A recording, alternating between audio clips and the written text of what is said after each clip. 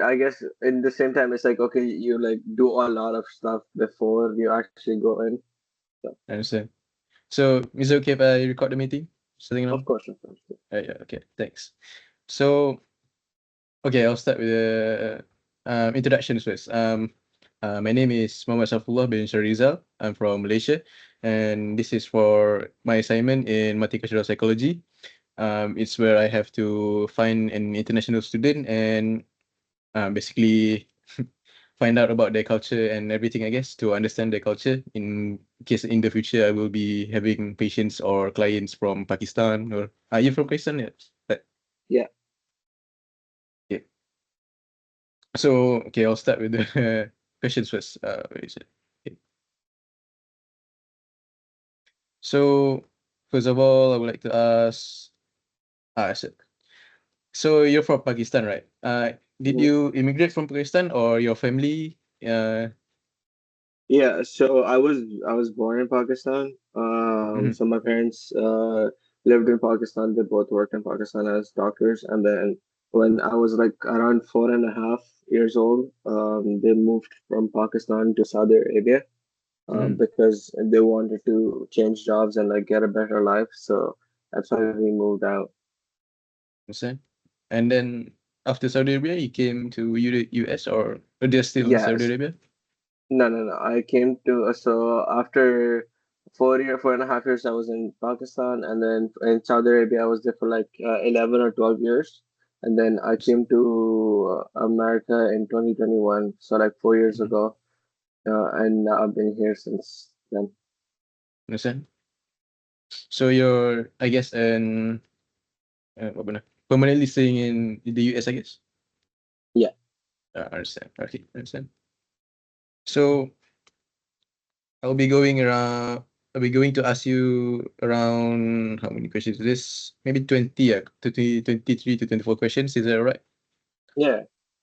Okay. So to the first part of my questions will be about the cultural change and the human development in Pakistan. So my first Mhm. question is, how do you think your upbringing in Pakistan has shaped your cultural and traditions? And are there any biological factors to your culture, I guess? Sure. My upbringing in Pakistan, because I was brought up in a Muslim family, No. most of it was based around the fact that the cultural aspect of it kind of had two different parts of it. One was the fact that obviously the Southeast Asian traditions played into it. So my grandparents migrated from India, so there were Mm, some cultural traditions that were brought on from them migrating and just olden, just rooted in Southeast Asian traditions. But there was more like a religious aspect of it as well, because we're Muslim and I was born a Muslim, so I was raised in a Muslim household, so it mm, was it was a mix of both Southeast Asian culture and also me being a Muslim. And I think mm, just all of that and people around me were all Muslim for the most part. The people, my neighbors were Muslim. The people I went to school were Muslim. Um, Kind of all of that played a factor into how I was brought up. Biological factors, I would say, like I don't understand what you mean by mm. biological factors. Could you Biological clarify? factors. Maybe I'm pretty sure it's about how maybe your parents have apa nama, passed down Uh, any cultural things to you. I see, I see. That okay. Yeah, so I guess in terms of that, then it's so the city I was brought up in was Karachi. Mm, It's like one of the biggest city in Pakistan, and like most people, so there are two major like groups of people there. One is the people that migrated from India, and then the people that like were already present there before the whole understand? like before India and Pakistan were separated. Understand? So because my parents were from the people that like migrated over, I think the biological aspect in that case would be that because of them having those traditions rooted in them, I was kind of raised in a way like in that mindset. I spoke the language that was spoken by the immigrants that migrated from India. and also because that my parents were both like doctors. It was kind of like that also kind of played into how I was brought up and like the things that they like taught me. Understand? So it's more or less a clash of culture a bit between the original Pakistanis and your family, I guess. Yes. Okay, understand. Thank you. Next question is that can you describe how were you introduced to your culture as a child? So like you said, it was the Pakistani culture and your religion. How were the religion? Can you um explain more about Um, that? So, as a child, I feel like my parents were religious. So, like every day in like the house, they would pray 5 times. And my parents, even though like most some kids are not like they don't grow up and like start praying early, Mhm. but in my household, they made sure that from a young age we were like waking up with them and like trying to pray and make sure that we prayed on time. Mhm. Um, and also when I was usually people don't usually our kids that are younger don't fast like in Ramadan or stuff like that. Sure. But in my family, I started fasting from when I was 4, and I was reading the Quran and like trying to read the Arabic alphabet and learning the Arabic alphabet. So I feel like when like as a child, all of that was like kind of introduced to me pretty early, and all of the it was like I was made sure it was made sure that like I was as much as I was focusing on getting like or doing well in school and doing well in like the study part of things, I was also equally doing good in like learning the religion and learning how the religion worked and like stuff like that. Understand? So you were introduced to religion since an early age lah. Yes. Okay. Thank you. And then okay, so do you have any key traditions or practices that you say that your culture have? um I would say like in terms of uh, culture, like culture could be like from a Muslim standpoint. Obviously, you Mhm. have okay, you read Quran every day, and then Yeah, you pray every day, and then you fast sometimes. Idul Fitri, Apart yes. from that, I would yeah. So I guess those are more like key traditions or practices. But as far as like the cultural aspect of things go, I feel like the Mhm. only things that I could like really think of was like no, we made sure that we all eat food together as a Mhm. family and like talk to each other and like every day at night we would like sit down and like have a conversation as a family before like we all went to bed. Um, Drinking tea is a very big part in the culture, so I guess just sitting down and drinking tea like maybe in the morning and maybe sometime in the evening where we like have tea together between food and like just talk about things. So I feel like small things like that, or like maybe the way you talk to older people, or like how interact with them and like what they expect of you and how those conversations go. I feel like those were like the key traditions and practices that were like introduced to me early on. Okay, I understand. So that's more towards the Pakistani culture side, I guess. Mhm. Hmm. Okay. So okay, so that's your okay. So or other than that, do you have any other specific cultural or religious teachings that guided you? Of course, I know the Muslims, any Islam lah, basically. So, any other cultural things that guided you throughout your life? Mhm. Um, I feel like yeah, it's when I was growing up in the place that I was growing up, it is like a very big like because it was a bit like a big city. There was like a very like big street life. Like there were people on the street, and like there were like adult teenagers and all the people that you could see when you went around. And like if you were going out with your family, you could see like some people doing stuff on outside, and like just having an idea growing up around um, your family, you kind of learn like what's good and bad because of Mhm. how people around you acted. So like if you went outside and like you know how in your language you have like slang term, but it's like it's not like Yes. formal your language, and then people use like bad words in your language. So like if I went outside with my family and someone was using bad words in the language, then like you know your parents would tell you, oh, you know, this is not good, you should not do this, and then you kind of learn be like, oh, that's you know that's bad. Or like if you're taught to someone is like asking for help and you know you like help them out, so like that's the nice thing you can do. So like I feel like some of the cultural things is like just it's a Your family very teaching the you, I guess.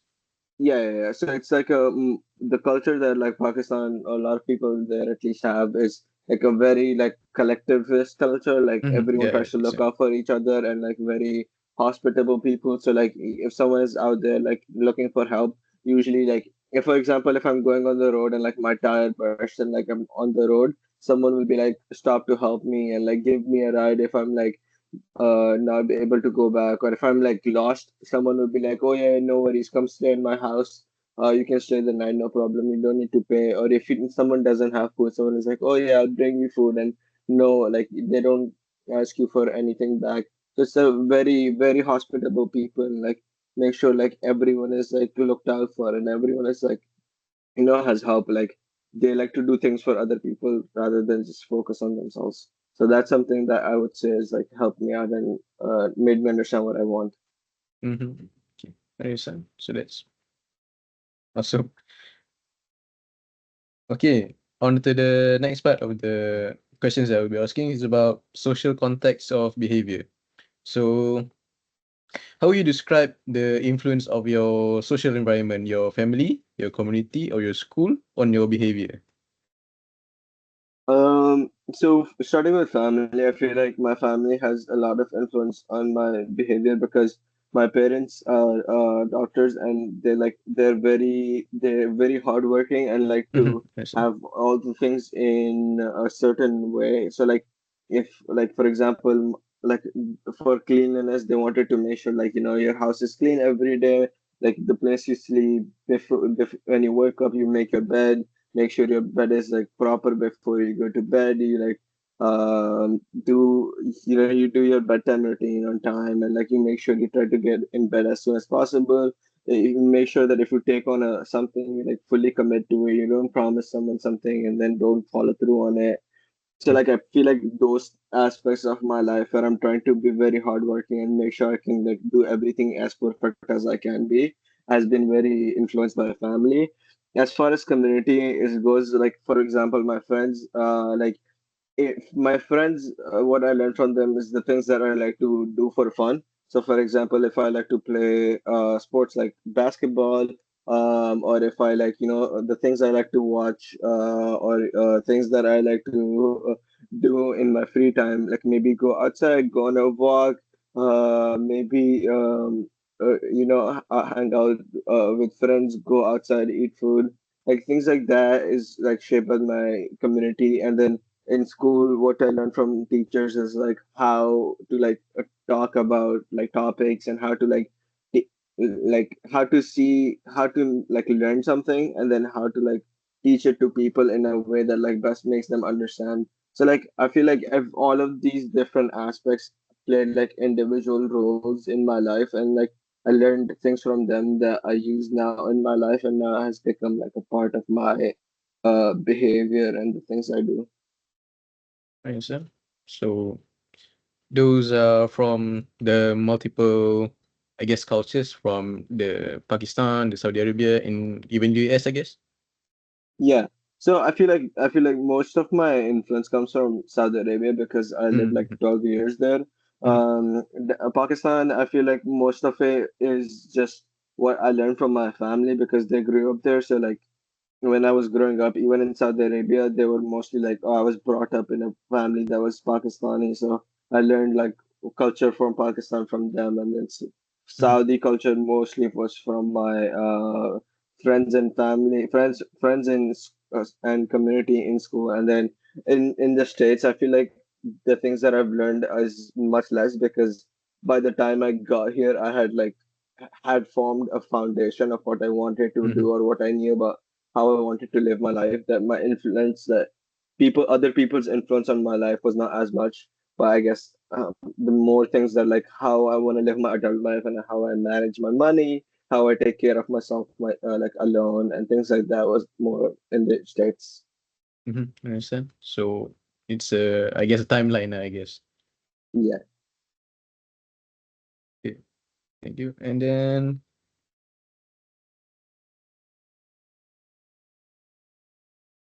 what is it? So next question is, in what ways do you right now follow or challenge the cultural norms in Pakistan? Mm.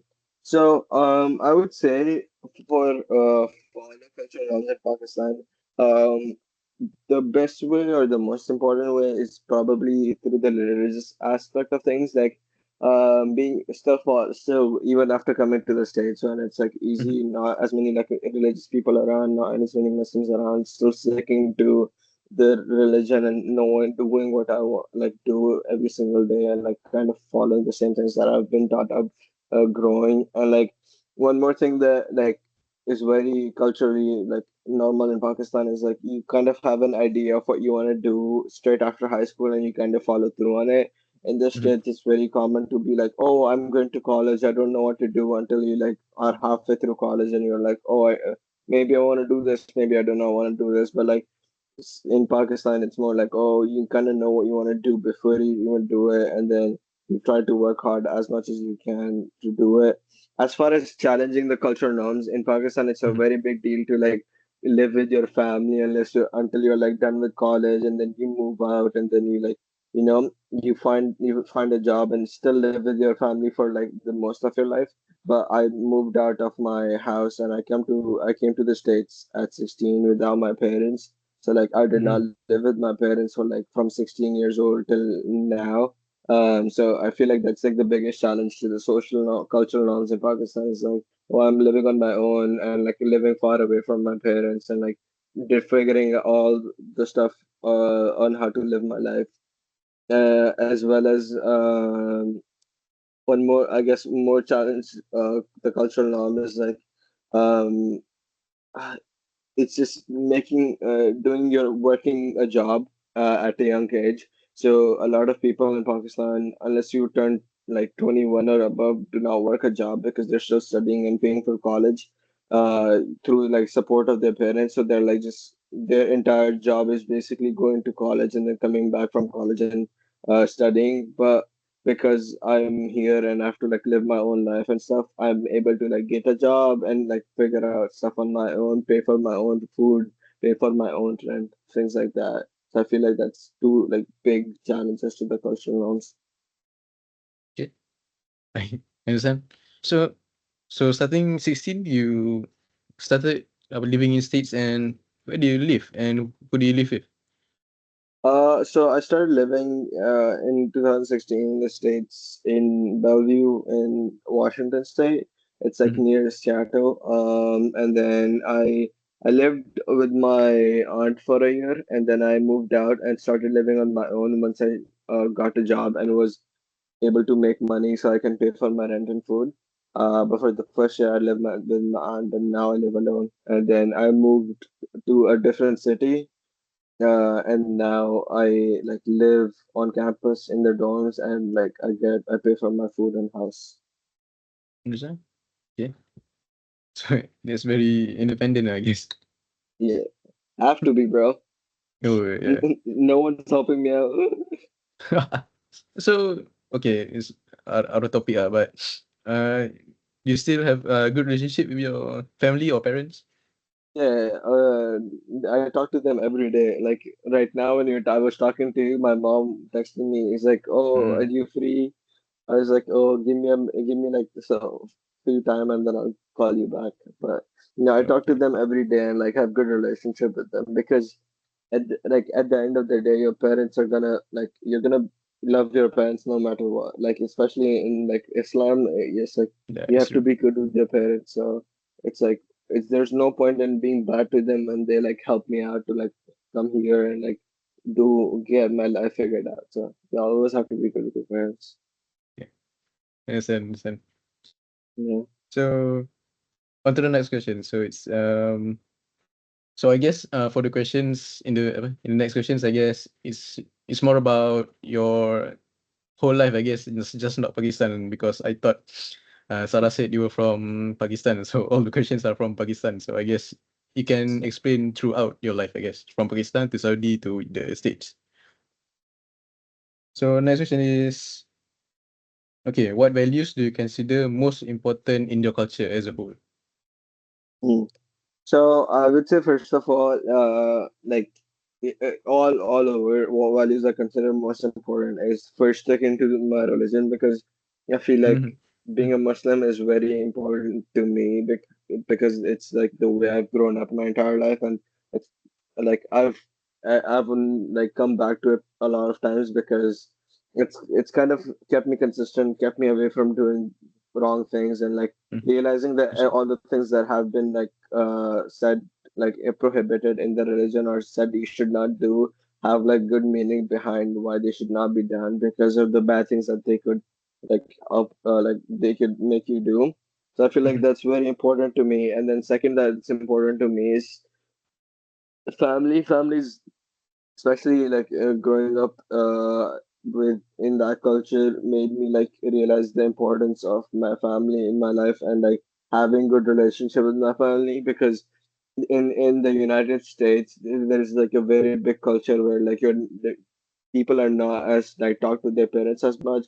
They're like, oh, I didn't talk to my mom for a week, or I didn't talk to my dad in a month, or something like that. So, and it's like mhm, it's like scary. It's like, oh, like you're not talking to your parents. So it's like for me, it's very important that I follow the religion, talk to my mhm, parents, and third, I like take care of myself and like not let other people tell me what to do. Like even if I have friends that are doing something wrong, I can like be like, no, I do not want to be with you or do not do this with you because I think this is wrong, and like kind of say no because being like having that if I know something is bad for me, I can say no to it. If I know something is right to me, I can say yes to it. So just I feel like those three things: religion, family, and just being a like a stable like being confident in yourself that you know what's right and what's wrong and you can take yourself one way or the other and kind of tell them apart. mhm. Yeah, okay, I understand.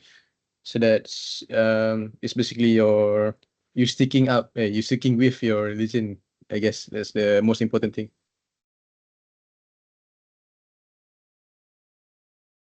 And then, mhm. So this is apa, easy question. Do you think Pakistani culture leans more toward individualism or collectivism? I And think Pakistan, yeah, I was talking about this earlier, but yeah, Pakistani culture definitely leans more towards collectivism. So mm, does Saudi culture, but now the states I'm in leads towards more individualism. So it's like I've seen all sides of it at this point, mhm, where I've seen like how people can be very like outwardly and be like, oh, if you need help, let me know, I can help you out. Like you don't have to do this alone. I can like after we can work as a team and figure it out. And like here it's like, oh, every man in the States, it's more like, oh, every man is for himself. Like if you don't do it, no one's coming and helping you out to figure it out. But back then it's like, oh, if my friend is not doing good, I can come and help him out so that he's doing equally as good as I'm doing. so so I guess that has affected your personal decisions a lot in the States. Well, I mean, I guess in a way it has and it hasn't because if you're living in a culture that promotes individualism, like in the States, if I'm living here, at some point I have to like be what I'm in the culture of, like I'm collectivist by heart. Like I would try Mm-hmm. to make sure that I help other people and I look out for other people as well. But at some point you gotta realize that if everyone is trying to like, if other people are trying to be selfish and trying to look out for themselves, then if you want to survive in a culture like that, Mm-hmm. you kind of have to also be selfish sometimes and be like, okay, yeah, if I try to help other people out all the time, then I don't have time for myself. So I'll try my best to help out other people as much as possible, but I also will do things that like I need to look after myself as well. So like, okay, if I have time, I'll help other people out. But if not, I can focus on making myself good. And like, once I have everything that I want to take care of, I can help out other people. So it's more like, oh, you're not entirely individualistic or you're not entirely collectivistic. It's more like you prioritize yourself first, but you also care about other people and you want to help other people out. So that's like kind of where I find myself like mostly nowadays, where I love helping other people, but also I take care of myself first and make sure I have everything done. Yeah, understand. So it's more about you adapting to the states and also keeping what you have, I Hmm. guess. Yeah. Mm-hmm. So next question is, how do you usually interpret other people's actions or intentions in social settings? Oh, that's a good question. So this has changed for me a lot as I grew up and like kind of understood more about how people work. Mm, But I think what's most important is like nowadays what I do is I whenever someone does something, my first thought is like if someone does something bad. If someone does something good, then it's like okay, you know what, you're trying to look out after me, or you look out after me, or doing something good and like nice for me, and you're being considerate towards me. But if someone does something bad, then or like someone does something that is like not helpful to you or some like wrong towards you, my first like thing that I think about is not that they did it on purpose. I usually tend to give them the benefit of doubt that they either might have done it on mistake, or they were trying to look out for themselves or someone they really cared about, and I just happened to be on the other side of things, and that's why like I got hurt. Because most often, like inherently most people are not evil, so and most mm, people are just trying to make sure that they can get out of a situation, and sometimes that means putting other people like in the crosshairs or putting other people in risk. So nowadays I've realized that people are not out to like get you, or people are not out to make your life difficult. At least most people aren't. So I like try to assume like the best intention for in most cases, and make sure that like, because the thing is, once you assume that people don't like you and people are trying to make your life difficult, it can be very hard to like kind of get out of that space and like still be friends with people. So I feel like I always try to assume the best intentions from people, and so that like even if like the situation is like only temporary and like we come to a point where like we both can forgive each other, then it's possible to still make friends with that person and have good relationship with that person. yes. So I guess you always can try to find the good in people. Yeah. Mm-hmm. Yes. So next question is, what are your typical expectations for men on women in your culture, and have these expectations changed over time? Uh, yeah. So I feel like when I was, it's weird because in typically in our culture, in Pakistan culture, it's very like common that the man is usually who's working and the woman is in the house and usually looking after the kids and making sure the house is doing good, keeping like taking care of the children, like helping them study and helping them figure work throughout their lives, and like just taking care of them in general, and like making sure like everyone's fed, the house is clean, stuff like that.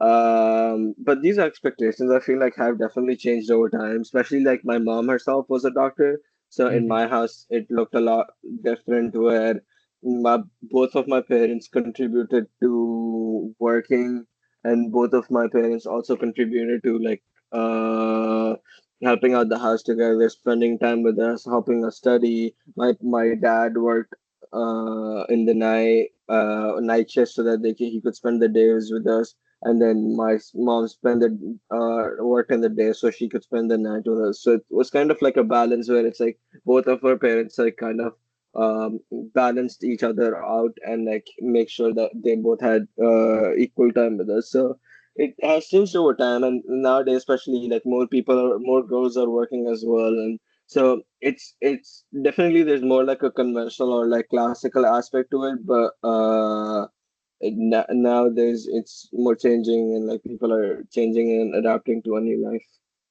Mhm. Understand. So I guess even in your own, I guess, family, not culture, I guess it's challenging the cultural norms, I guess. Yeah. Mhm. So next one is session is about your personality. So what personal traits do you think help someone adapt to the different cultures? Sorry, what? So yeah, Yeah. what personal traits do you think that helps when someone is trying to adapt to different cultures? It's very important to have like an open mindset because Mm-hmm. it's so easy to get caught up in thinking that your culture is like important and the only thing that is like the right way to do things. I think it's called like egocentrism or Mm-hmm. something. I forgot. Yeah, I also took a it's psychology true. class. Yeah, yeah, Yeah, it's true. It's true. but It's true. so it's I think it's definitely like having that going for you, that just being open to having an open mindset and being like, okay, you know what, even though I know what my culture says about certain things and I know my culture, like I respect my culture a lot and I might keep um following what I think is the best, but just doesn't mean that you're inherently better than other people are. Like for example, Islam forbids us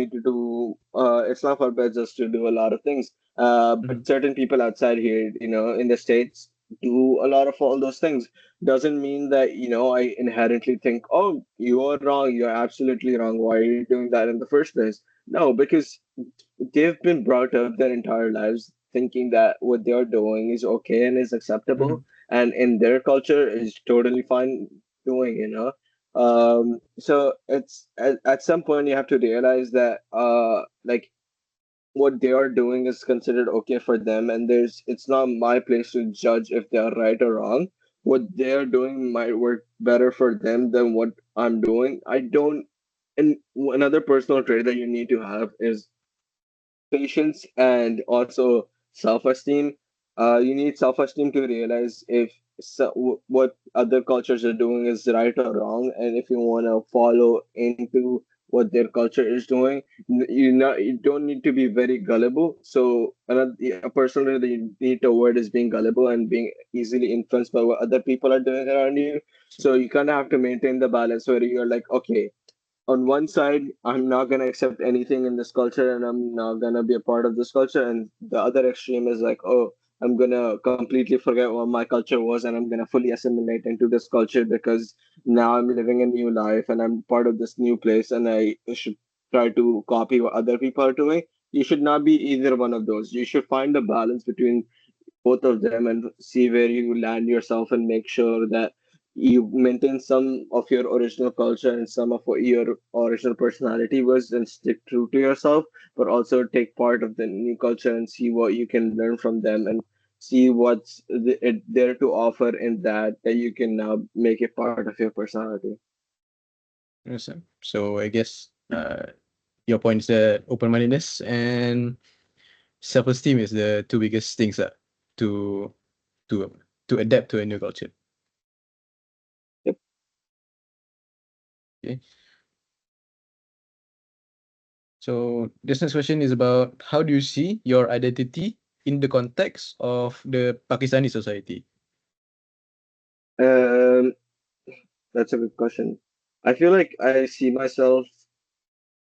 don't see I see myself not like a complete member of the Pakistani society because it's once you no longer live in a country and no longer an active member of a society, it's easy for you to become an outsider very fast. So if I were to Mhm. go back So, to Pakistan now, it would be very hard to for me to like continue living there as if I've always lived there.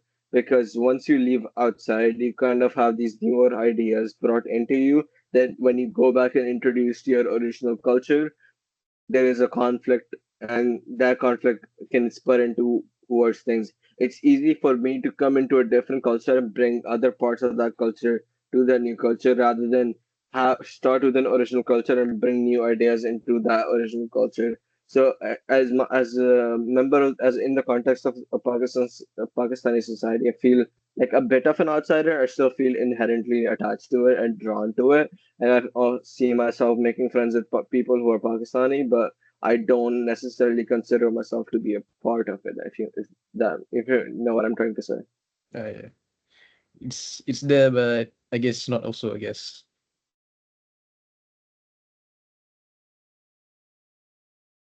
Yeah. So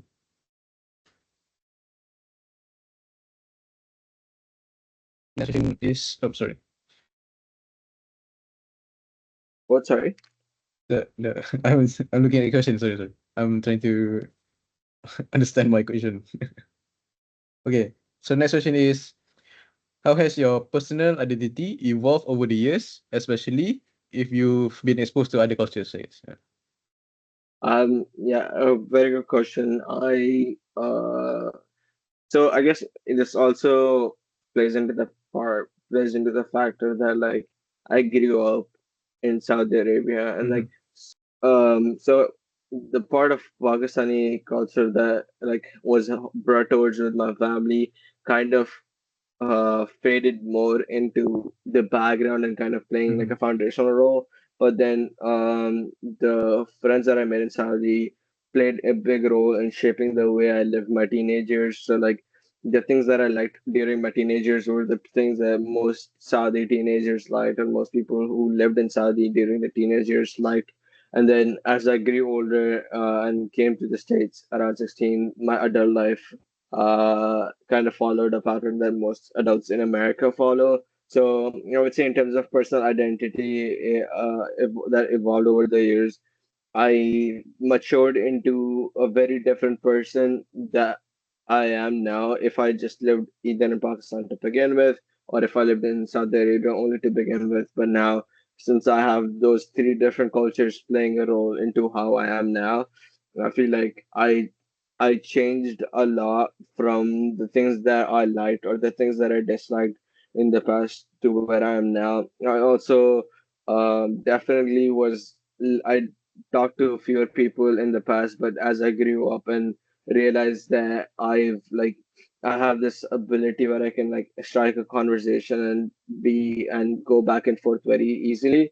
I've found ways to expose myself to discomfort or like uncomfortable situations and like try to find myself out of it and like seek discomfort and see how far I can push my comfort zone and try to get out of it and like try to see how many more connections that I can make with people, especially like coming into a different culture and like starting from start and having that culture shock and everything. So used to being in like strange and unfamiliar situations that like it's has made my personality be more extroverted and make it more like try to talk to more people, make more connections, things like that. Mm-hmm. Okay. I understand. So it has, I guess, evolved over the time through the years because of you changing countries, meeting new people. I guess that's it. Hmm. Yeah.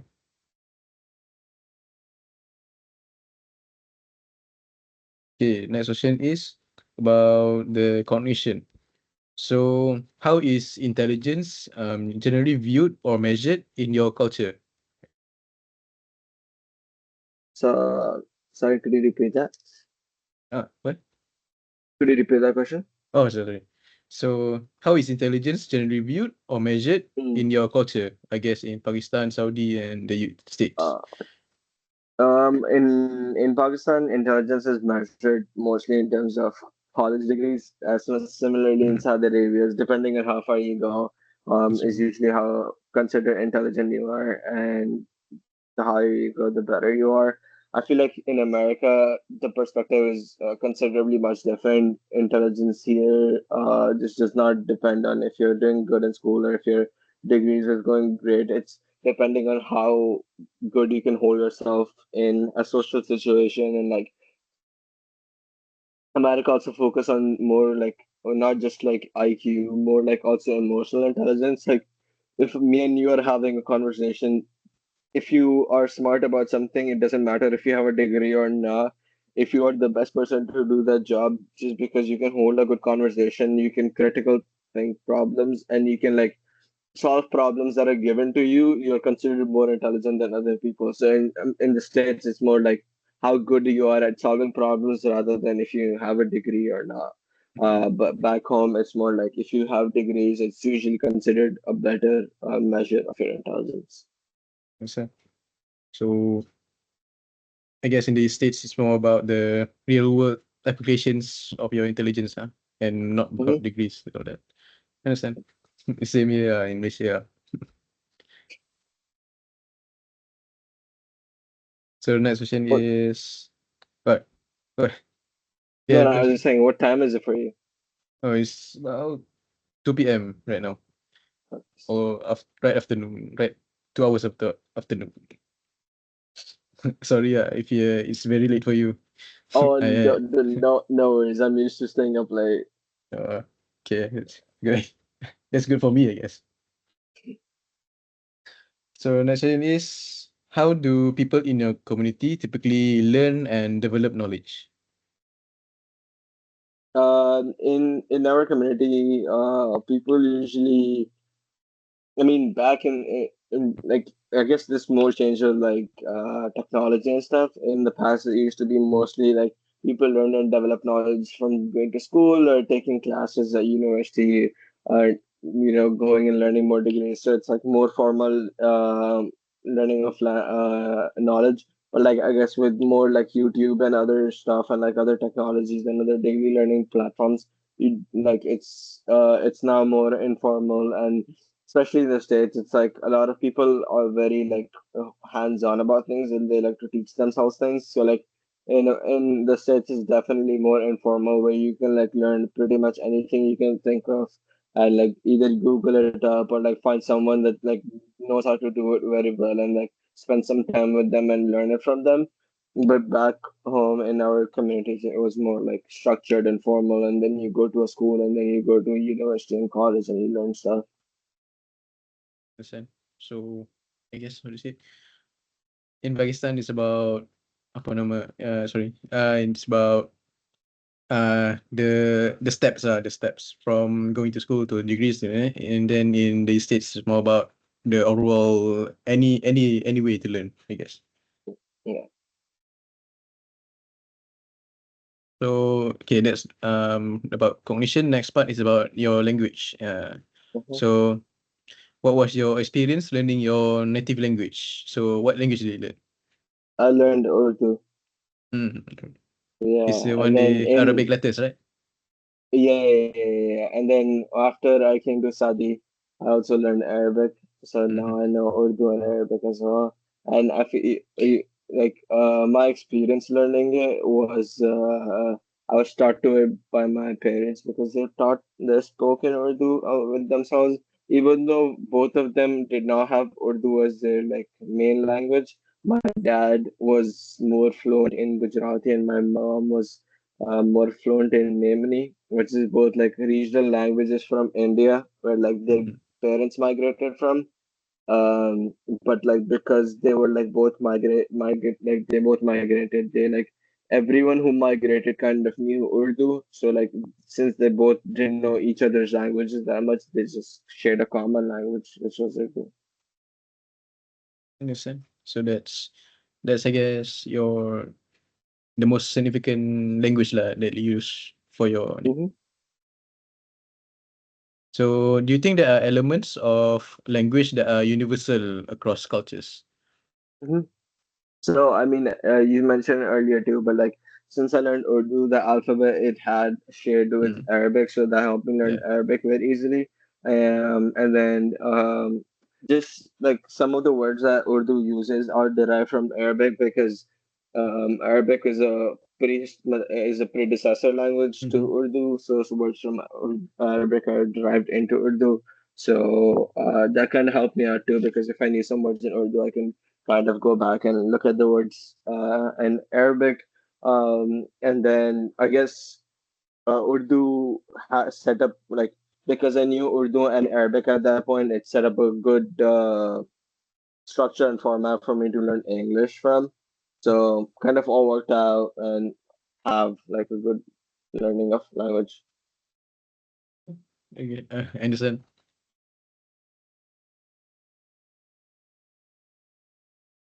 Yeah. So the next questions are about your emotions. So how do people in your culture typically show empathy or emotional support? Uh, Definitely one of the most important parts in our culture, like if you're talking about like because of my family Mm, and like how they were raised, it's very food focused. Like if someone wants to show emotional support or empathy, they'll kind of show it in the way of like doing acts of service for you. So like they take care of you by like, oh, bringing you food or bringing you some nice things, or like, just doing something for you to make you feel good. But in the States it's more like, if you someone wants to show empathy or emotional support, it's more like quality time. So that's kind of, I feel like, the difference. Or like here it's like, if someone is like having a bad time or is trying to give you support, they like spend a lot of time like just sitting with you and just making sure that you feel like listened or heard. But like back home, it's more like, oh, what can I make you do to feel better? Or do you want to go outside? Do you want to go get some break? Like it's less of a like direct face-to-face communication, more like, well, let me show how I can be there for you, but like doing other stuff for you rather than like just sitting with you on like listening. understand. So in Pakistan, it's more about food, and the States is about spending time, I guess. Yeah. So do you think emotions are expressed similarly across different cultures? Like it's different. I would definitely say they are not, because the way emotions are expressed in our culture, it's more like,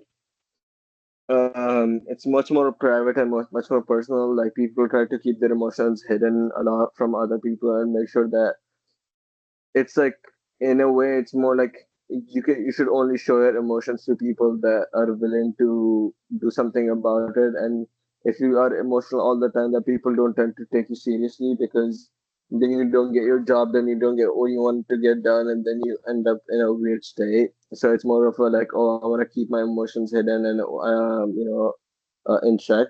uh but in the States, it's much more like everyone is open with their emotions pretty much all the Mm, time, and like it's very forthcoming, and people want to listen to you, and people want to listen to you, like talk about things, and like there's a very big culture about like venting about your problems and like getting mhm. other people to listen about it. So I feel like definitely here it's much more open and much more like anyone will tell you anything about their life. Whereas back home, it's much more like hidden, and you only tell it to like maybe close friends or like people who care about like family and stuff like that. So things like that. Okay, understand. So, okay, this is more question about Pakistan, I guess. Are there specific cultural norms in Pakistan about how specific emotions should be expressed? Um, I would say definitely there is cultural norms about how they're expressed, because again, I was mentioning earlier, it's like people Mm, in our culture, it's like people don't really want you to talk about things to everyone. Like if I'm having problems with, let's say, my family, I'm not gonna go and tell everyone about it, because if things are in your family, you should keep it in your family. Or if it's between friends, then you need like keep it between friends. But here it's much more different. So I feel like in culture, in Pakistan, it's the culture norms is more like, oh, you keep it to yourself unless you can really tell the people that you wanted to tell it to, and then even then you don't like exaggerate issues. You try to like figure it out and think about it yourself and try to solve it yourself, and go get through it, rather than go and tell everyone around it. So yeah, emotions in Pakistan are much more like, oh, under the radar, rather than like expressing it. understand. So, I guess not negative, I guess. Is it negative? Is it's like that? The sad one is negative, lah, I guess. So Hmm. negative ones are, I guess, suppressed more, and but the happy emotions. Do you express? How do you express it in Pakistan? Oh, yeah, no, for sure. Like, happy emotions, it's totally opposite. You go out, you party, you have fun. It's like everything that's different. I feel everything that you keep personal about negative emotions, you do the opposite for happiness. It's like, Mm, oh, you share happiness with everyone, and it's you keep all the sadness to yourself, but you share happiness with everyone, because if you are happy, I want to make sure that you're happy with me and you're happy for me. And like, people are generally very happy for you, and people like to support you, and like people like to make sure that they celebrate you a lot. So there's definitely a bigger emphasis on like uh being happy and like having that spirit, especially because it's a collectivist culture. So it's like mhm, more trying to be sharing the happy spirit with people. I understand. So okay. So next part is about perception. So do you think your cultural background influences your how you perceive the world around you?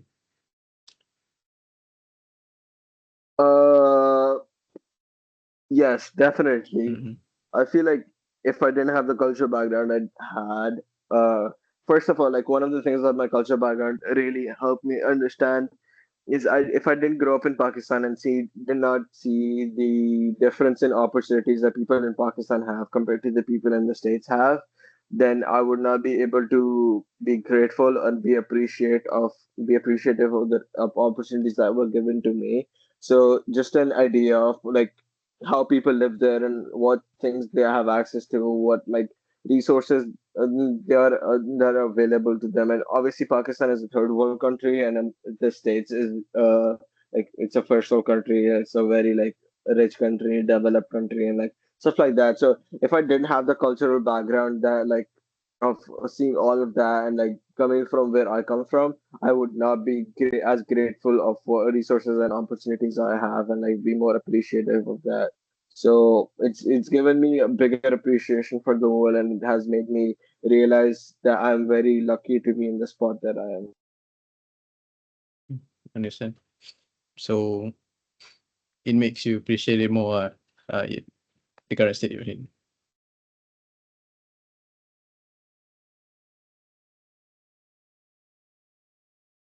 So okay, so next question is about your uh, cultural differences in how people interpret visual or spatial information. So maybe uh, I guess in your culture, across the cultures, do you think the people around you interpret visual or spatial information differently?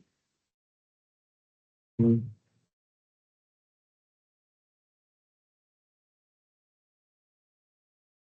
How Uh, how how would you explain that question?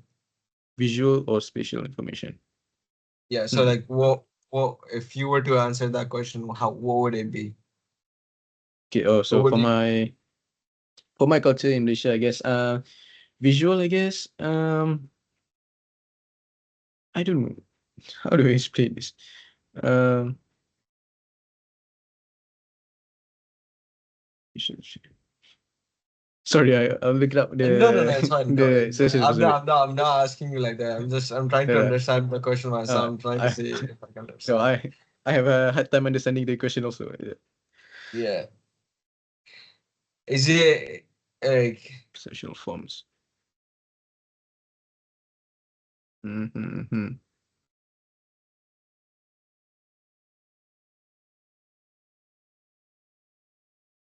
is it more like if it's visual, if it's like spatial, it's just like how big or something is, or like how expansive, or like how I don't know, visual or spatial information. It's a new one. Yeah. um, so maybe I'll talk about maybe certain things that are, I don't know, taboo. Maybe people in Pakistan thinks that are not good, but people in the States think are good. Maybe something like that. Visual spatial information. I see. I guess in that case, like one of the things that people like in Pakistan, people like if someone goes behind someone's back and like says something about it, it's considered very bad. It's considered very bad in Pakistan because you're like if it's a collectivist culture and you're trying to go back and say something behind someone's back, then you're kind of backstabbing them or like Mm, going behind their sure. back. But in the States it's more like even if I'm going and doing that, if it's for my own benefit or if I'm trying to like do it for someone else's benefit, then my intention in that case would be considered okay and that's considered normal. Or like if I go behind someone's back and like vent to someone about something or gossip about something, there's like it's fine. So it's not considered as taboo in like other cultures in the state, for example, in the culture in the States, but in like collectivist culture like Pakistan, it's considered more like taboo and like people look at you weird. Yeah, that's Nice what I one. think. Uh, So maybe also another aspect of I think the question is about is maybe a special visual, maybe how people see things. So basically, do people in Pakistan when I guess when they see something, is maybe they see a hidden meaning, but in the States they see something and that's it. Yeah, that's the real thing. uh, I guess I guess in some ways you could say that uh people in people in Pakistan are definitely like they tend to associate more value with things and they definitely have much more of a like a spiritual aspect or spiritual Mm-hmm. understanding to things where like oh if something they see something or they like if for example like if I make a deal with someone and if someone comes and helps me out it's like oh yeah you know what it's like a blessing from God or like it's a this is because this is because of God or this is because this happened or like oh I did good to someone before and now the good is coming back or like I wanted this for so long and like now I've gotten it but like here it's more like everything is much more real and everyone only tries to like define everything in the States based on logic. So I guess in that case then people in the States interpret visual or spatial information more based on like knowledge and hard facts and like Mm-hmm. if they know something to be true it is because it only exists in that like space like they don't necessarily associate any spiritual beliefs with it so I guess they more like are very realistic and like hard Mm-hmm. and reality based people. Yes, it's about the people from Pakistan is more emotional and I guess spiritual in how they see things, and in the States are more about realistic logic, science, I guess. Yeah. Okay, okay, thank you for that. So the next is about the acculturation and cultural relations. So this one is the question is about have you ever had to adapt to a new culture? So I guess that's apa? Yeah, talk about it just now, so that's okay. So what challenges did you face when you tried to acculturate and adapt to the new culture?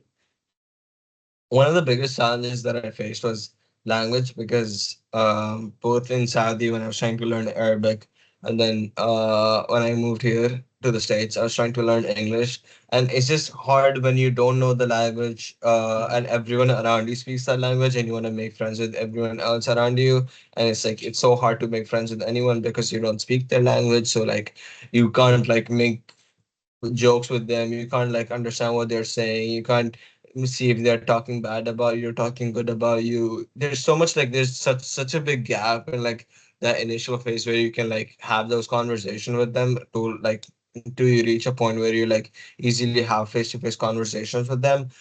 It's also like every single culture that I've been like adapted to is more different from the one that I was used to before. So I guess it's just that making that shift and seeing what people in the new culture like, don't like, what their humor is like. what stuff they talk about, what are the people's hobbies in this culture, how do they treat everyday life in that culture. So I feel like all of those things were different challenges that I had to face and get over before I could like adapt to a new culture. Understand. So okay. So it's the English language because you had no prior experience to learning English before you come to the States. I had so in Saudi Arabia I was taught, so like for example if I was taught like biology or chemistry or Mm. physics, they teach me in English, but like since everyone else in the class spoke Mm. Arabic or Arabic. Urdu, like we only learned in English, but like everyone else, like for example if you as well, right, you probably like you're learning in English, but like everyone Mm. around you probably talks in Malay, so No. like Yeah, of like course. you just talk in Malay, it's just like that. Like it's not like you don't know English, but it's like you're not conversing in English every day. It's true, true. Yeah. So yeah, And so it took a while to actually speak and yeah, okay, I understand. So sorry, my grandmother was entering the room. I'm at home. I'm not at UC right now. It's yeah, a that's right. break. Okay, so next question is so what strategies have you implemented or have used to help you manage cultural differences? So I Uh, guess. I would say definitely one, having an open Mm, mind and open view about things, and trying my best. Like it's so easy to like when you come into a new culture to be like, oh, it's so hard for me to like get used to this new culture. I'm not gonna try. I'm just gonna used to do what I used to do, and like find people that are like from my own culture and see if I can like make friends with them. And then it's so easy to give up on it because it's hard to actually adapt into it. But when you once you start like when you once you get over the thinking phase that, oh, I'm gonna not do it, and you're like, oh no, I want to do it because I want to make friends with more people, make new connections, it's so much helpful and so much make your life so much better. So definitely strategy is like you have patience so that you stick to what you know and you work hard to get where you are. so you just have to push through and work hard, I guess. Okay. Yeah. Thank you. So next question is how well do you think you adapt to new cultural environments?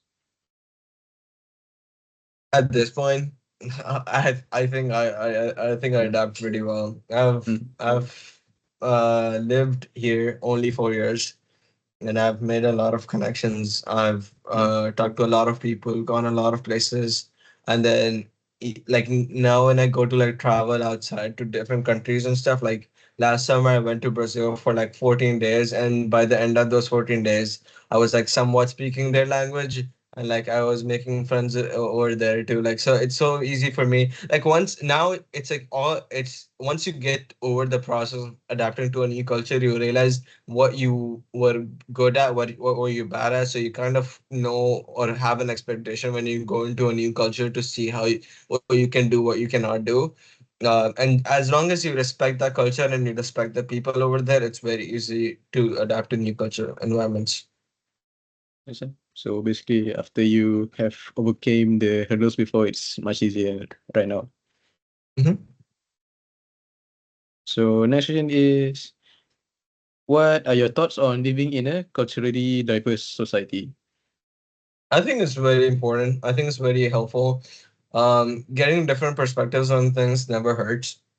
For example, if me and you both have a problem to solve, right? I Mm, will give ideas based on my experiences, based on the cultures that I've experienced, based on the lives that I've seen, and based on the people I've talked to. And you will give ideas that based on the life you've lived, based on the culture that you're exposed to, based on the experiences that you have had. So it's very possible that the solve solution that you give and the solution I give are very different, but they both offers the same insight on how to get something done. So it's possible that none of our ideas are perfect in their own way, but it is possible to use something from my idea, something from your idea, and like collectively have the best solution to a problem. That's why like it's very important to like get different people's ideas or opinions on a thing, and then find a way that best integrates all those things and find the best solution forward. mhm. understand. So it's in the best interest of everyone to have a culturally diverse society, right? Yeah. So okay. Okay, this next part is about communications and training. So how does communication in Pakistan, I guess, differ from other cultures you've encountered? In Pakistan, the culture of communication is very straightforward, to the face. If I don't like something about you, I'll let you know that I don't like something about you. If I want to be friends with you, you know I want to be friends with you. If I don't want to be friends with you, then I'm not gonna like pretend like I'm friends with you. But in the States, it's very people like to be nice to each other a lot, especially in Washington, the state I live in. It's very like common where like people are very very nice to you all the time. It's almost like you get tired where people are nice to you, like, please be mean to me, because it's like and the problem is that it's not like they're being actually genuinely nice to you. It's like they're nice to you on your face, and then behind your back they'll come and say something, and then it's worse because then I don't know if I should talk to you or not. Mm. In Pakistan, it's like, okay, if someone likes you, they'll let you know that they like you, they'll be friends with you. But if someone doesn't like you, they don't talk to you. They're not gonna waste their time pretending to be nice with you. So at least then you know how, if you want to like, if you want to keep talking to someone, or if someone is just being fake nice to you, because then you don't know if they're actually being nice to you, or then going behind your back and talking bad about you. So I feel like that's definitely like a difference that's I see here in the States as opposed to back home.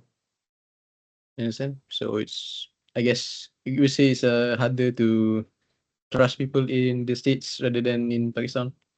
Definitely. Mm. Right. So, okay, the last question is, what are some effective communication practices in your culture? So, I feel like some of the most effective communication practices are just being very honest and just reaching out very frequently. Like, in Pakistan, like you talk to, even if you talk to only five people, you'll talk to those five people every other day or every day.